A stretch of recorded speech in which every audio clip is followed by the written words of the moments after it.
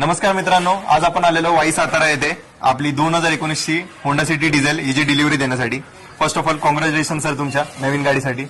Sir कुठून बघितली तुम्ही ही गाडी?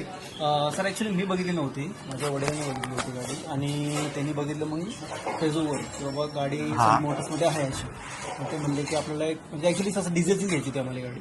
तर ठीक आहे, मग चर्चा झाली, मग तुम्हाला फोन केला तसं. बरोबर. मला गाडी भेटली समोर, तुम्ही आले. आणि पण तुमचा एक मला एक आवडला यांचं मेन की गाडी जेव्हा यांनी आणून दाखवली, सगळं बघितलं यांनी जसं सांगितलंय गाडीबद्दल तसंच सगळी गाडी निघाली.